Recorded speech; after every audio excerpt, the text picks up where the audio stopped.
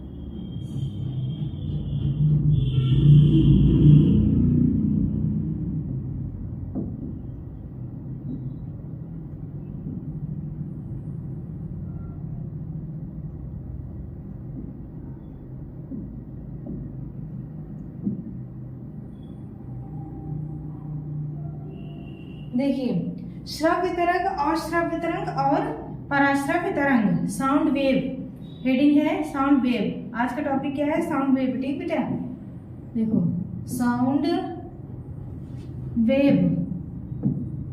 Sound wave मतलब ध्वनि तरंगे कितनी होती है? 3 प्रकार की। पहला हमने बताया एक श्रव्य तरंग, श्रव्य। दूसरा बताया पराश्रव्य, पराश्रव्य तरंग। तीसरा हमने बताया अश्रव्य तरंग। क्या बताया? अश्रव्य तरंग, अश्रव्य तरंग। ठीक है, ये देखिए श्रव्य हो गया, अश्रव्य हो गया। इनको हम इंग्लिश में क्या बोलेंगे? इंफ्रारेड। क्या बोलते हैं? इंफ्रारेड। देखिए Audible, Audible wave, Audible wave बोलते हैं।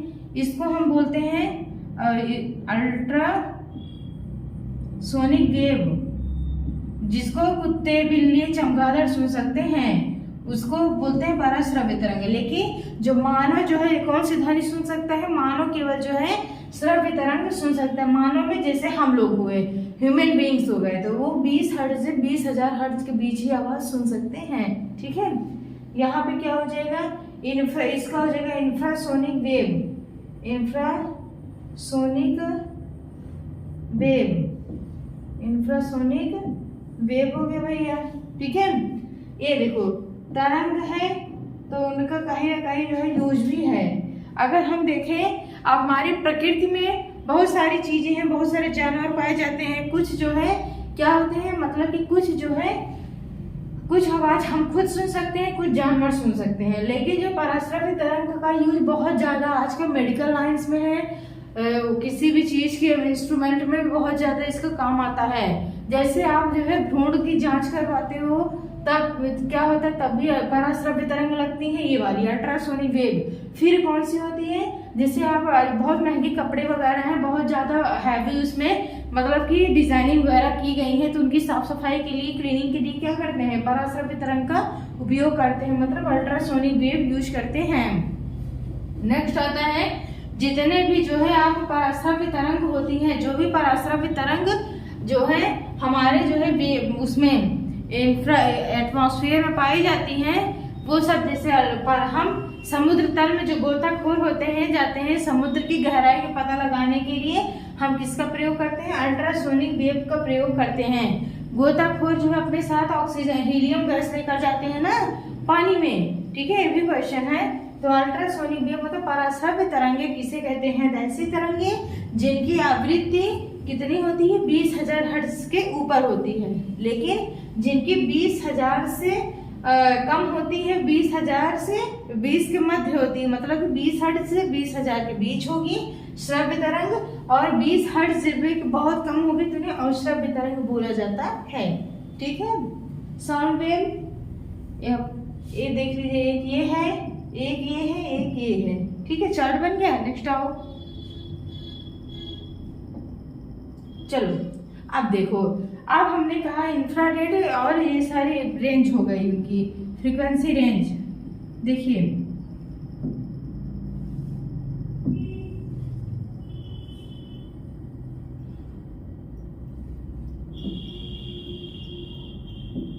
फ्रीक्वेंसी के बारे में क्या है इसमें? फ्रीक्वेंसी लिखिए भैया, नोट कर लीजिए। Frequency range, frequency range. अब देखो फ्रीक्वेंसी रेंज अलग अलग हो जाएगी। ठीक है, फ्रीक्वेंसी रेंज अलग अलग रहेंगी। यहां से देखिए,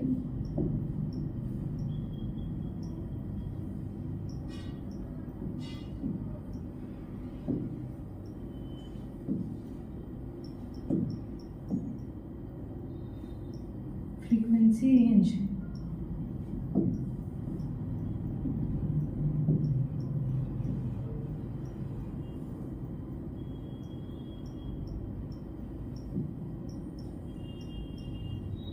देखिए, फ्रीक्वेंसी रेंज हमने 3 बताया आपको। फ्रीक्वेंसी रेंज कितना बताया हमने? 3 बताया है। एक फ्रीक्वेंसी रेंज जो है 20 हर्ट्ज से कम होगी, एक 20 से 20,000 के मध्य होगी, एक 20,000 से भी ज्यादा होगी। तब जो है हमारा अल्ट्रासोनिक, इंफ्रासोनिक और कौन सी तरह ऑडिबल वेव मिलती हैं। ठीक है, इनका यूजेज हमने बताया। अश्रव्य तरंगे होती कौन सी है? पराश्रव्य, अश्रव्य तरंग क्या है? फिर हमने बात की आपसे कि इनकी चेन है कौन सी तरंग बोलते हैं? अनुदैर्ध्य यांत्रिक तरंगे बोला जाता है। किसको? ध्वनि तरंगों को जो क्या बोलते हैं? जो है अनुदैर्ध्य यांत्रिक तरंग बोला जाता है। ठीक है, ओके, चलिए यहाँ पे नोट करो।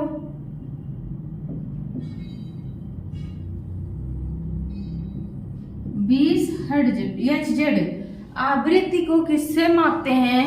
हर्ट्ज से मापते हैं, मतलब फ्रीक्वेंसी रेंज को। साथ ही साथ जो हमारी पूछा जाता है कंपटीशन लेवल का एक क्वेश्चन है, बता रहे हैं अभी हम आपको।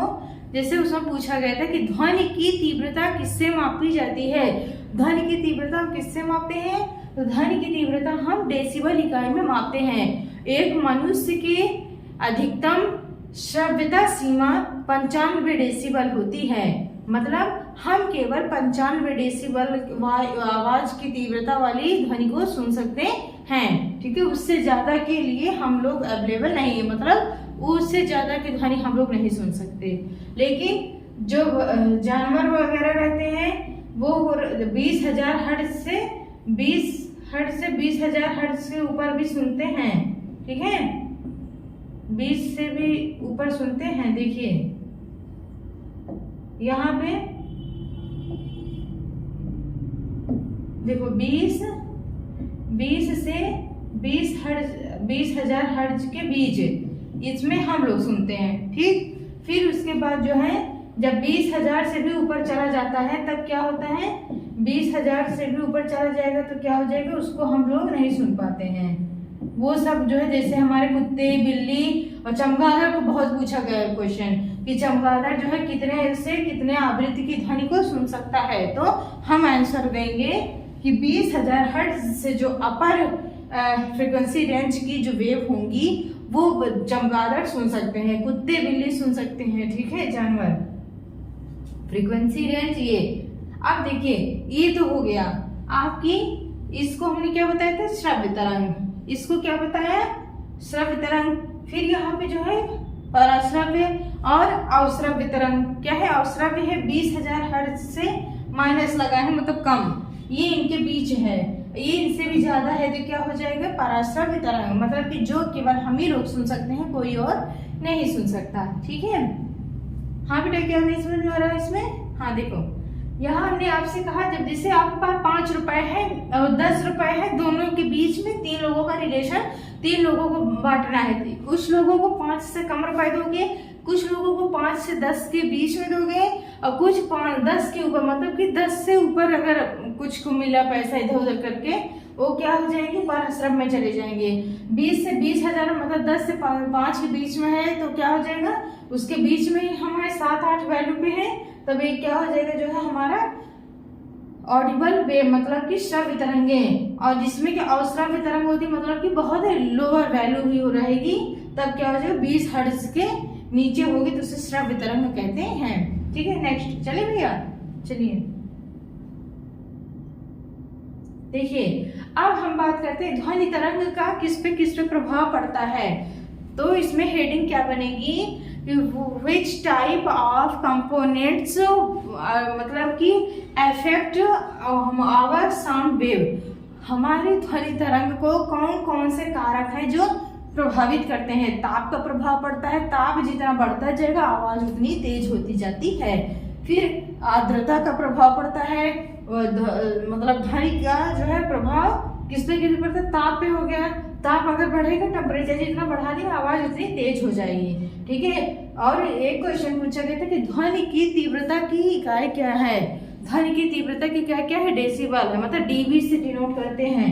ये देखिए डीबी, तो कितना हो जाएगा? अभी हमने बताया कि एक मनुष्य जो है, मनुष्य की श्रव्यता सीमा कितनी होती है? श्रव्यता सीमा ये कितनी होती है? तो इसको बताया हमने 95 डेसिबल। कितना बताया? 95 डेसिबल। ये ऐसे होता है। ठीक है, फिर इसको कौन कौन सी चीजें प्रभावित करती हैं? जैसे एक आता है हमारा ताप होता है, दूसरा होती है आर्द्रता होती है। क्या होती है? आर्द्रता होती है। ठीक है,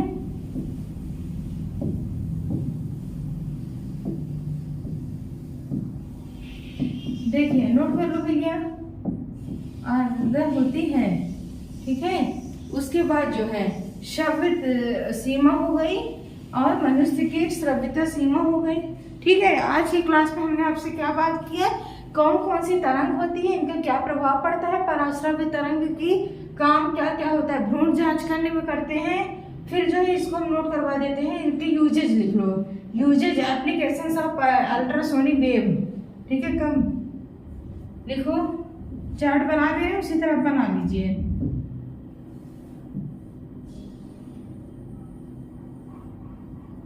यूजेज ऑफ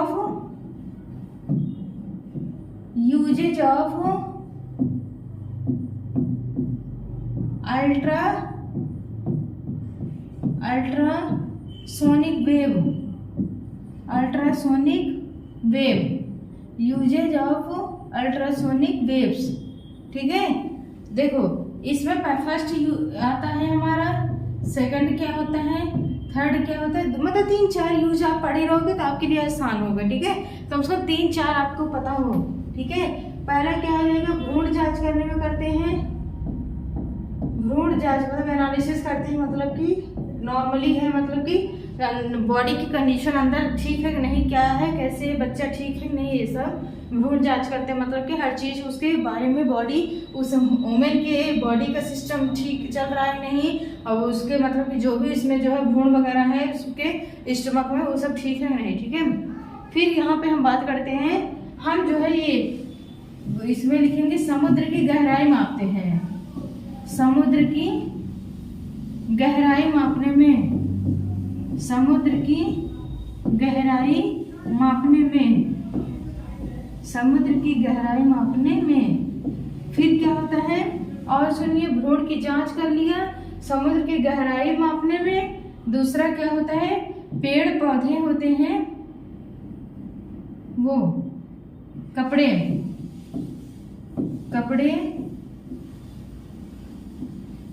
सफाई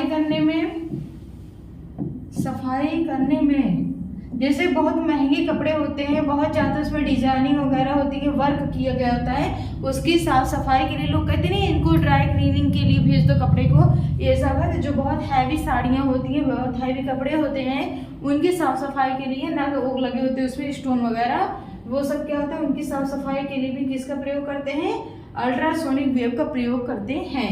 ओके, तो बैक कर रहे हैं, जो जो बताए हैं आप एक्सप्लेन कर लीजिए, एक बार बताइए फिर से।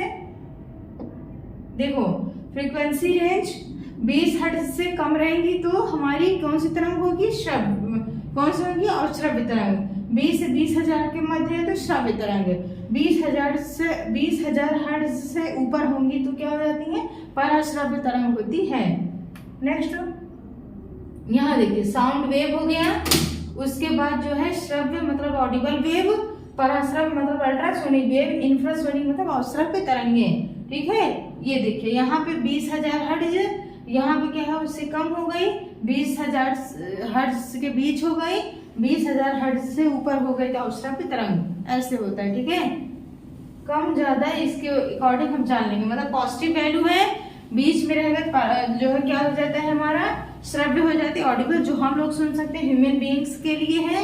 ये पराश्रव्य जो चमगादड़, कुत्ते बिल्ली इसको सुनते हैं, इसको नोट कर लो, कुत्ते बिल्ली चमगादड़ इसको सुन सकते हैं। एक कौन कौन सुन सकते हैं, चमगादड़, कुत्ते बिल्ली, कुत्ते बिल्ली, बस ये समझा दे, हो गया कंप्लीट। उसके बाद श्रव्य तरंग होती है जो ह्यूमन बीइंग्स सुनते हैं, तो क्या हो जाएगा, ह्यूमन बीइंग्स मतलब हम लोग, ह्यूमन बीइंग्स, ह्यूमन बीइंग्स।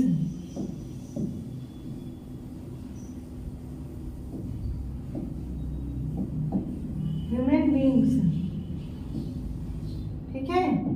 यहाँ पे क्या हो जाएगा, अश्रव्य तरंग, जिसको जो है बहुत कम रेंज की होती है, जिसको हम नहीं सुन सकते, ह्यूमन बीइंग्स नहीं सुन सकते हैं, उन्हें हम अश्रव्य तरंग कहते हैं। नेक्स्ट बैक करें और समझ लीजिए जो पढ़े हैं। साउंड क्या होता है, साउंड वेव, इसे बोलते हैं अनुदैर्ध्य यांत्रिक तरंगे, अनुदैर्ध्य यांत्रिक, अनुदैर्ध्य यांत्रिक तरंगे। ठीक है, चलिए आज की क्लास में बस इतना ही। अब हम आपसे कहेंगे कि जो भी आपको हमने बताया इम्पोर्टेंट है, इसमें बहुत ज्यादा यही पूछते हैं पराश्रव्य, श्रव्य और अश्रव्य तरंग की फ्रीक्वेंसी रेंज क्या क्या होती है, इसको ये पूछता है। फिर चमगादड़ द्वारा कितने आवृत्ति की ध्वनि सुनी जा सकती है, इन सब के बारे में। ठीक है, okay. So thanks for appreciating me and cooperating me. मिलते हैं नेक्स्ट क्लास में। Okay, so thank you so much all of you.